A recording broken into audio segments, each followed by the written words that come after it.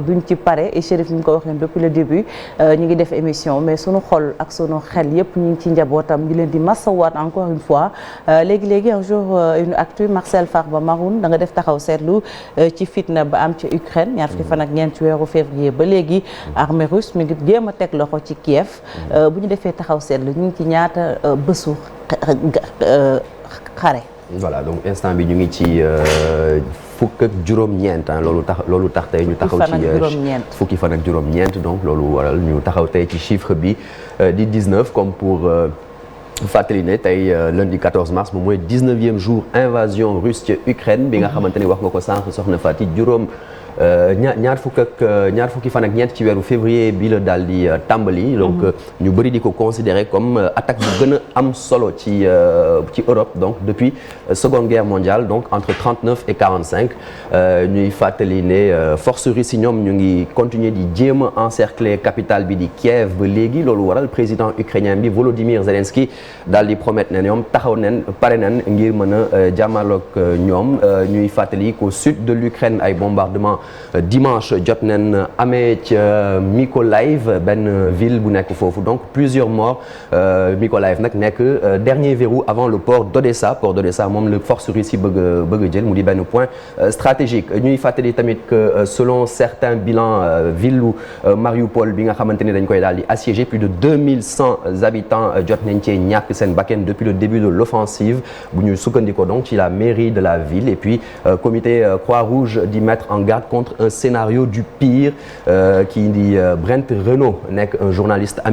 américain de 50 ans moom ñu daal di koy rey par balle dimanche à Irpin benn ville bu nekk ci région bu Kiev et puis ñu gis na ne sur le plan diplomatique c'est toujours le statu quo ndaxte Vladimir Poutine moom ba léegi daal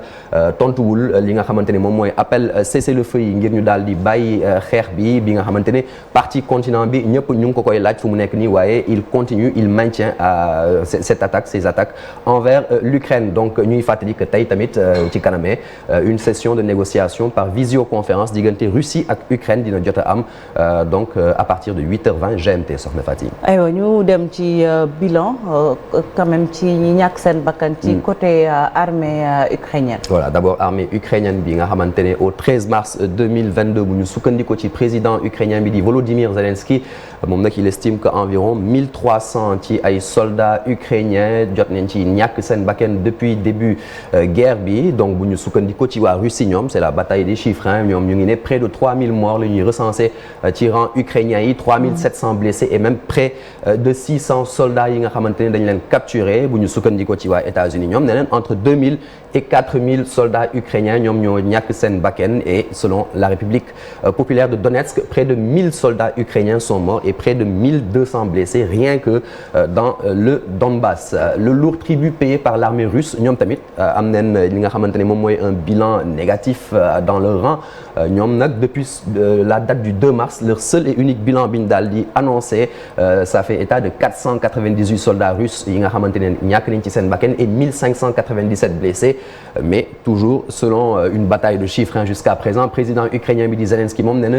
en armée Russie environ 12 000 hommes ñàkk nañ ko ci et puis ay sources américaines ñoom à la date du 9 mars 2022 nee nañ entre 3500 et 6000 soldats russes ñoom tamit ñàkk nañ ci seen bakkan. aywa côté civil. Côté civil le désastre également le drame des civils plus de 2000 civils yi nga xamante ne jot nañ ci ñàkk seen bakkan dont 22 citoyens étrangers plus de 1600 blessés bu ñu sukkandiko toujours ci autorités ukrainiennes yi pour le Haut Commissariat des Nations Unies aux droits humains ñoom nee nañ c'est près de 600 personnes yu jot a ñàkk seen bakkan ci réewu Ukraine dont 42 enfants et adolescents yi ñu recensés parmi ces victimes plus de 1000 personnes souffrent de blessures et la haute commissaire Michelle Bachelet daal di souligner que chiffres yi ne reflètent pas la réalité du terrain war na ko mën a ëpp bu baax a baax donc la rude situation humanitaire tamit am na fa ndaxte en 24 heures quelques 100 000 personnes ñëw nañ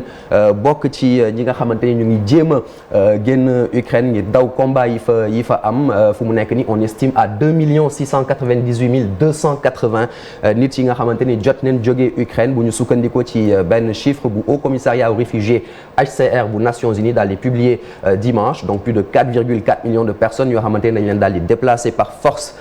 par les combats de force, par les combats en Ukraine, et au moins 1,85 million de personnes ont été déplacées à l'intérieur du pays, et puis au total 12,65 millions de personnes supplémentaires yi nga xamante ne elles sont directement touchées par le conflit. Soxna Fatou. Alors dernière question, on va faire le point ci suñu compatriotes suñu mbokk yi nekk foofu ca Ukraine ca fa nekkoon. Exactement yi fa nekkoon daanaka bëreetul bu ñu sukkandikoo ci kii di secrétaire d'État chargé des Sénégalais de l'extérieur Moïse Sarr daal di ne au 12 mars 2022 que 61 sur les 65 Sénégalais yu recensés ca Ukraine jot na traversé frontière ukrainienne boobu ñu ci ëpp nag la Pologne lañu daal di rejoindre France wala sax réewu Allemagne donc 4 Sénégalais si on fait le calcul 65 moins 61 4 Sénégalais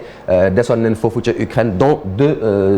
deux étudiants sénégalais et Moïse Sarr de rassurer que la cellule de crise mise en place par l'État du Sénégal mu ngi maintenir le contact permanent avec eux, c'est rassurant. Merci beaucoup Marcel Farba Maroun Chérif ci kanam daañu waxtaane li nga xam ne moom moo am ca Ukraine mu mel ni 7 heures jot na ba tegal fanweeri simili Marcel Farba Maroun ñu ngi lay jaajëfal bu baax a baax 7h30 moo jot ca diwaanu Ziguinchor.